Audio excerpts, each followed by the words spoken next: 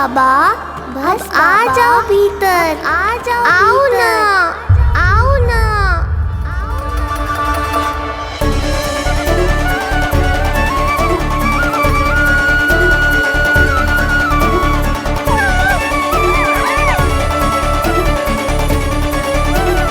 कान्हा के नटखट लीला और मजेदार कारनामे देखने के लिए चैनल को सब्सक्राइब करें और बेल आइकॉन दबाना ना भूलें। माँ! माँ! माँ!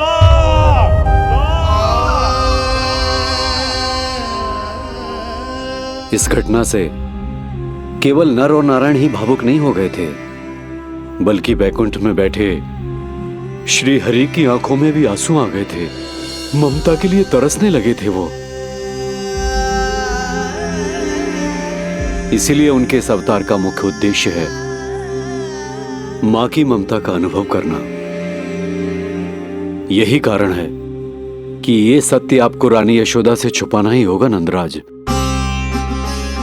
नहीं तो वो कृष्ण को मां की दृष्टि से नहीं, एक भक्त की दृष्टि से देखेंगी, और प्रभु जिस आनंद के लिए इतना कष्ट उठा रहे हैं उससे ही वंचित रह जाएंगे।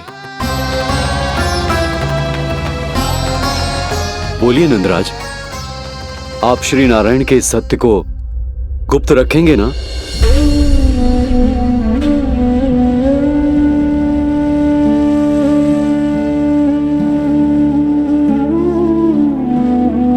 प्रभु ने मुझे कैसी दुविधा में डाल दिया है गुरु।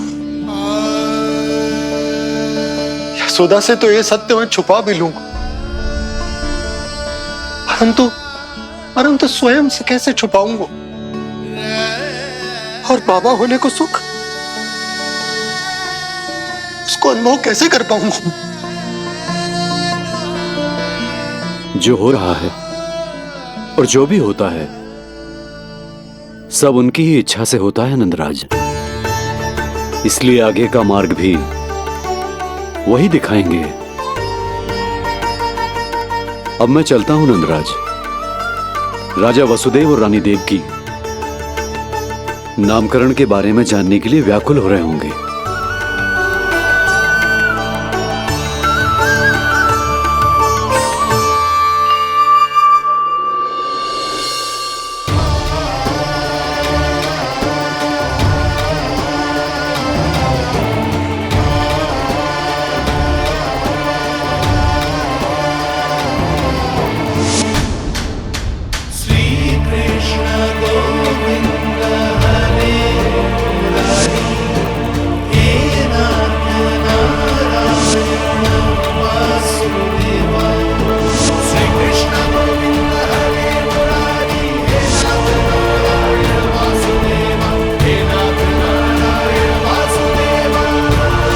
सत्य यह है नंदराज, कृष्ण राजा वासुदेव के पुत्र हैं।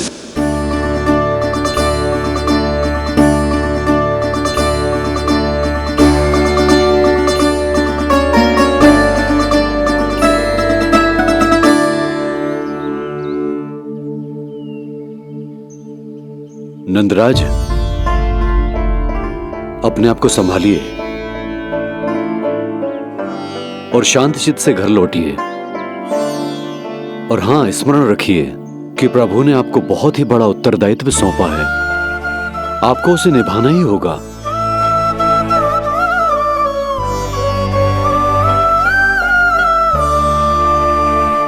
प्रभु आपको शक्ति दे।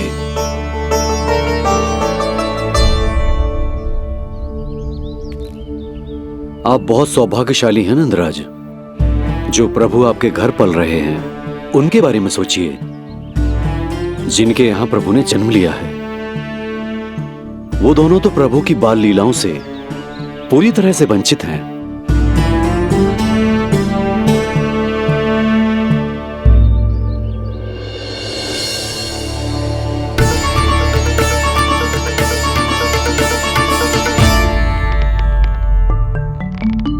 कहाँ रह गए तेरे बाबा लल्ला? जे आए क्यों ना अब तक?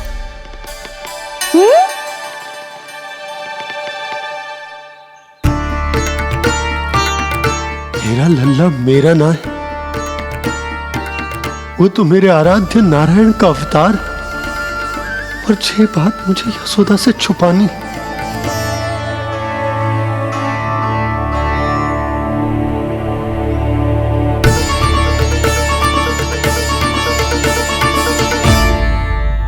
बाबा वहीं खड़े मत रहो, अब आ भी जाओ ना।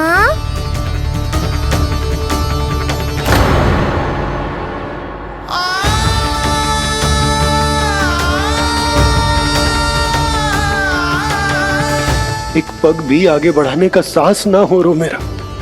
हे प्रभु, आप ही बताओ, अपने आराध्य को, अपने इष्ट देव को अपने लल्ला के रूप में कैसे देख पाऊंगा मैं जानता हूँ बाबा, ये बहुत कठिन है, पर भीतर तो आओ।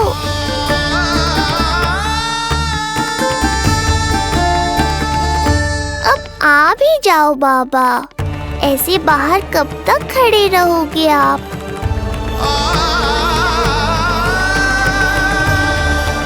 बस बाबा, बस आ जाओ भीतर, आ जाओ, आओ ना, आओ ना।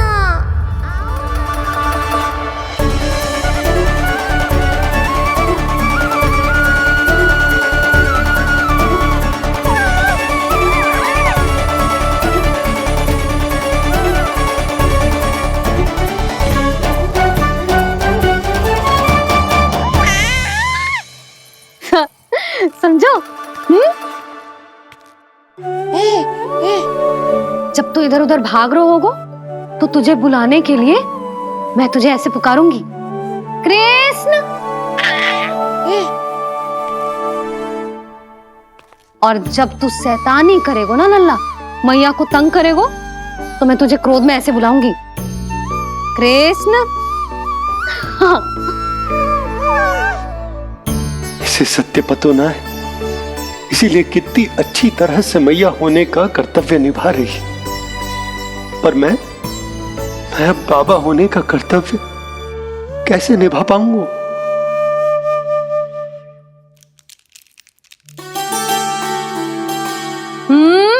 सावधान। इतनी अच्छी लगी तुझे बाबा की दीजे माला, कि मुंह में ले लियो तूने? मुंह में लेने की वस्तु ना है लल्ला। जैसे यशोदा आपको एक मैया की तरह सीख दे रही है, मैं आपको बाबा की तरह शिक्षा कैसे दे पाऊंगा प्रभु?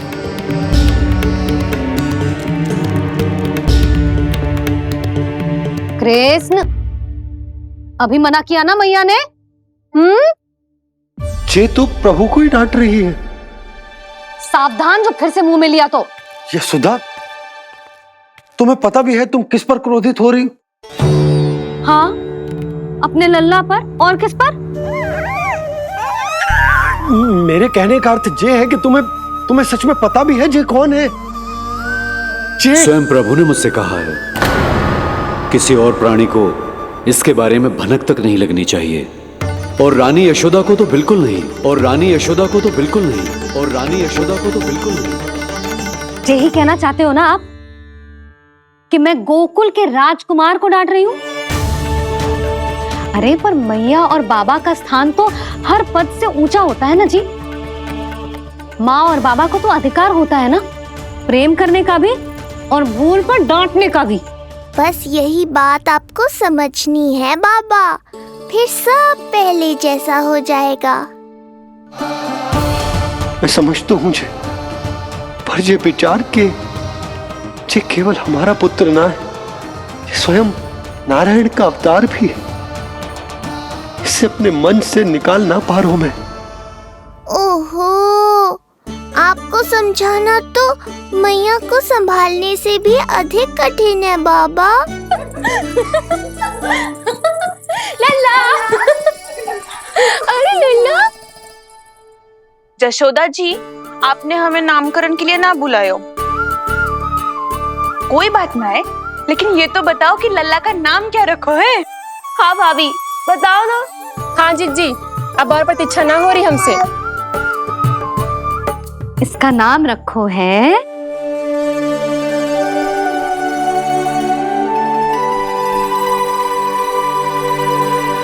कृष्ण। कृष्ण बहुत प्यारा नाम है, लेकिन थोड़ा कठिन है। मैं तो इसे किशन बुलाऊंगी। सही कहो, मैं भी इसे प्रेम से किशन ही कहूंगी। क्यों किशन? मेरे लिए तो जे किसना है।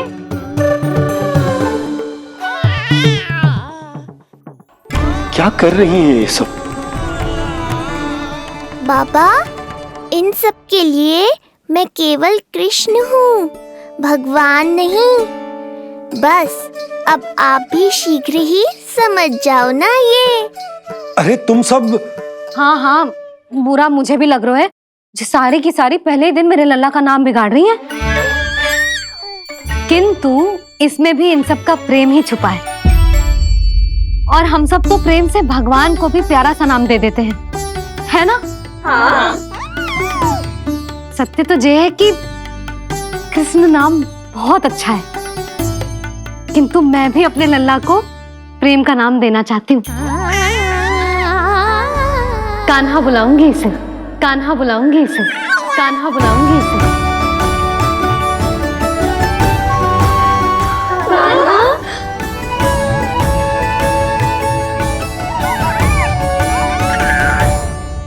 कान्हा, अनोखी ध्वनि, सहज सा मीठा। मैं भी इसे कान्हा ही पुकारूंगी।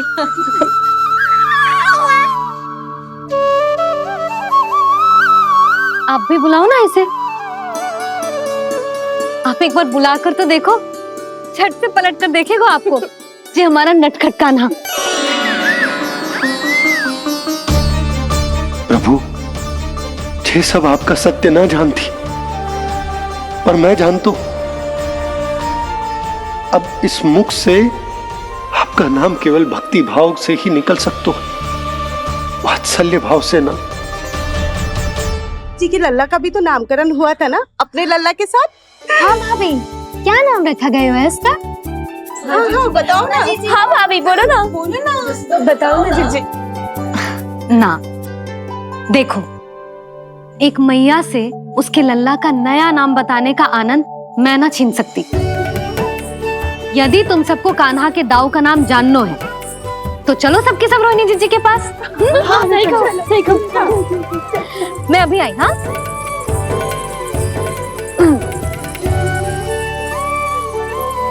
सुनो जी, आप लल्ला को संभालो, मैं अभी आई। रोहिणी, मैं कैसे? ये प्रभु लल्ला।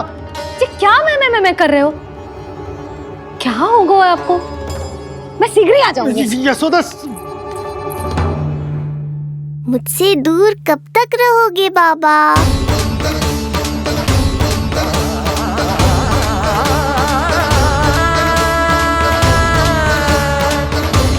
एक बार मेरी ओर देखो तो सही।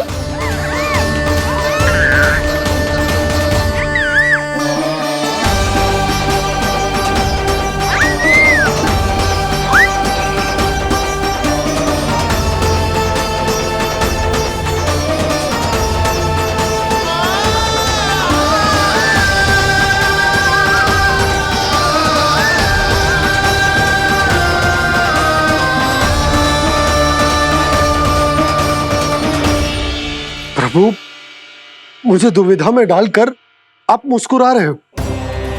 ये कैसी परीक्षा है?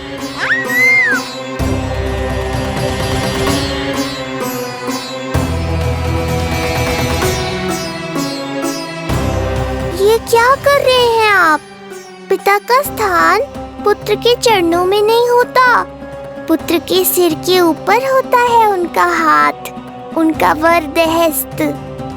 प्रभु, आप चाहते हो कि मैं आपका सत्य यशोदा को ना बताऊं। यशोदा चाहती है कि मैं आपको लल्ला की तरह अपने गोद में उठाकर आपसे बातें करूं। मेरी आंखें चाहती हैं कि मैं आपको अपने इष्ट देव, अपने आराध्य के स्वरूप में देखूं। और मेरा हृदय चाहता है कि मैं आपको अपने पुत्र के स्वरूप में देखूं। अब आप ही बताओ प्रभु, अब मैं इस परिस्थिति में क्या करूं? मुझे कुछ समझ में ना आ रहा। आप ही का आसरा है प्रभु। आप ही को सहायता करनी होगी। आप ही बताइए कि किस प्रकार एक भक्त अपने भगवान को अपने लल्ला के स्वरूप में देखे, उसे अपने हाथों में उठाए, उसे खिलाए, उसके साथ बातें करे, कैसे वो उसका लालन पालन करे अपने पुत्र के स्वरूप में। प्रभु, मुझे कुछ समझ में ना आ रहा। सहायता करो प्रभु। चिंता मत कीजिए बाबा, आपके सभी प्रश्नों का उत्तर शीघ्र ही मिलेगा आपको।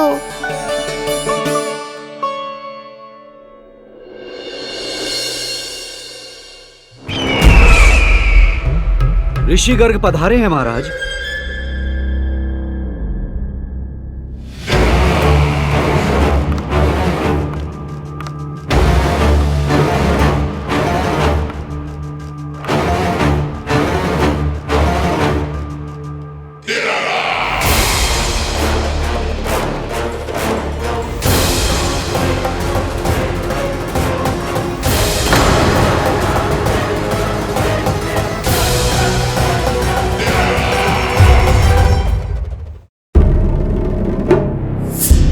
तो महान मथुराधीश कंस के दरबार में ऐसे सम्मान होता है ऋषि मुनियों का? नहीं ऋषिवर, ये तो केवल एक उदाहरण है कि कैसे एक विष्णु भक्त का सम्मान नहीं किया जाना चाहिए। तब तो अच्छा ही है। मैं यहां तुमसे सम्मान की अभिलाषा लेकर नहीं आया हूं। मैं यहां देवकी और वसुदेव से भेंट की इच्छा लेकर आया हूं। क्यों? मेरे विरुद्ध कोई षड्यंत्र रचना चाहते हो? जो सदैव दूसरों के विरुद्ध षड्यंत्र करता है, उसका संपूर्ण जीवन इसी भ्रम में बीतता है कि सारा संसार उसके लिए षड्यंत्र कर रहा है। परंतु अन्य व्यक्तियों के पास इससे भी अत्यधिक महत्वपूर्ण कार्य होते हैं करने के लिए। यह महत्वपूर्ण कार्य करने की आपकी यह इच्छा इस दरबार में पूर्ण नहीं होगी ऋषिवर।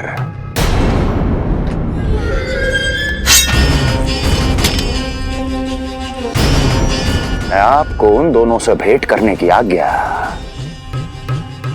नहीं दूंगा। कैसे रोकोगे मुझे? कैसे?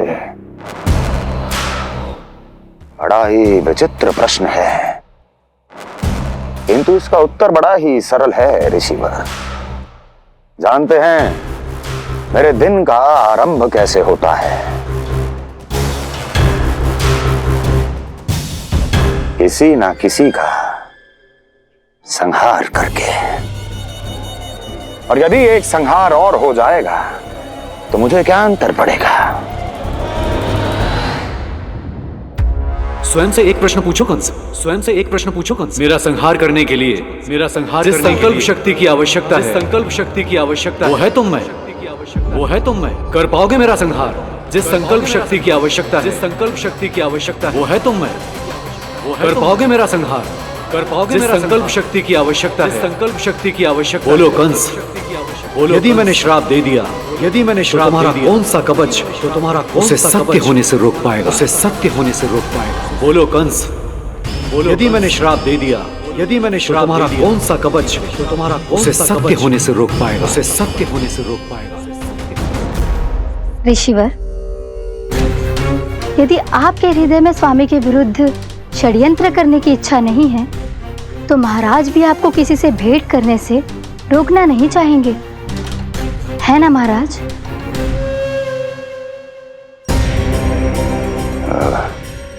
हाँ, आप उन दोनों से भेंट कर सकते हैं।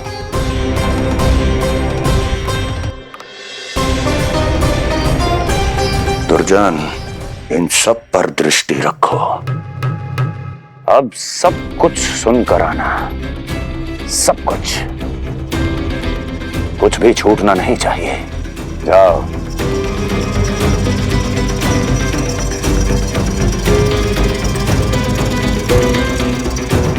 लगता है प्राप्ति राजकार्य सीख रही है मुझसे।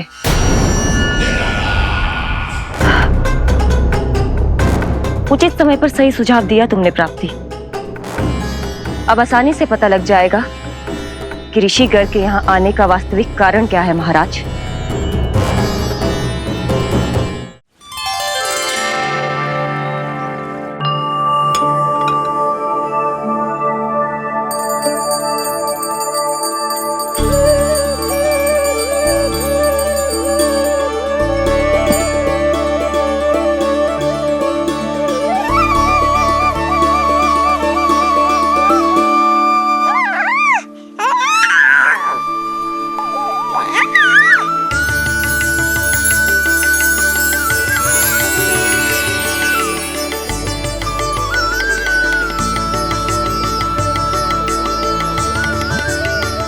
स्वयं नारायण मेरे घर में है तो ये फूल उनके चरणों में क्यों चढ़ा रहा हूं?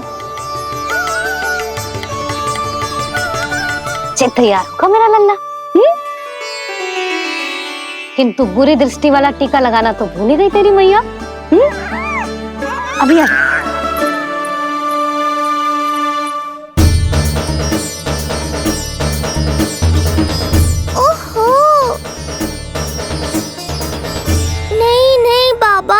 ये मत करो, मैया आ रही है, उन्हें पता चल जाएगा।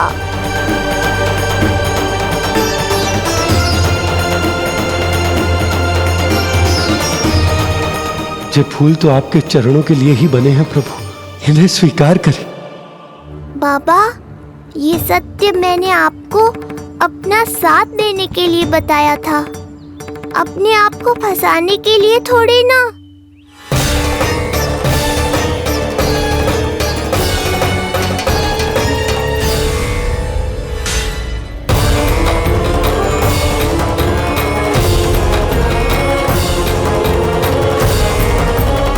नारायण नारायण। प्रणाम पंडित जी। नंदराज जी, रानी जी, बिटिया के पांव भारी थे ना, तो उसे लिवाने समधियाने चला गया था। वहां कुछ अधिक ही समय लग गया। आज वापस आया तो पता चलो कि स्वयं गर्ग ऋषि ने लल्ला का नाम रखो है, सो मिलने चला है। क्या नाम मिलो है इसे? उन्होंने लल्ला का नाम कृष्ण रखो है। उन्होंने लल्ला का नाम कृष्ण रखो है।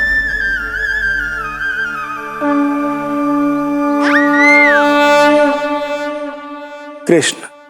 आहा, उत्तम, अति उत्तम, बहुत मधुर नाम है।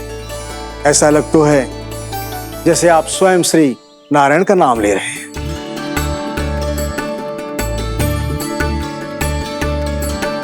स्थिति को और गंभीर मत बनाओ पंडित जी। आपको तो बाबा के प्रश्नों का उत्तर देना है। एक बार मेरी ओर देख लो, आपको स्वयं ही पता चल जाएगा कि आपको इस समस्या को कैसे सुलझाना है।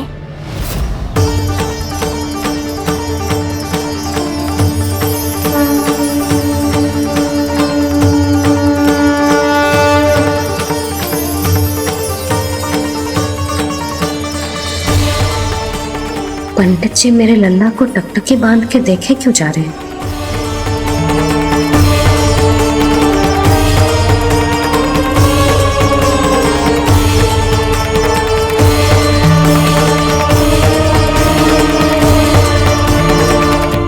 कान्हा के नटखट लीला और मजेदार कारनामे देखने के लिए चैनल को सब्सक्राइब करें और बेल आइकॉन दबाना ना भूलें।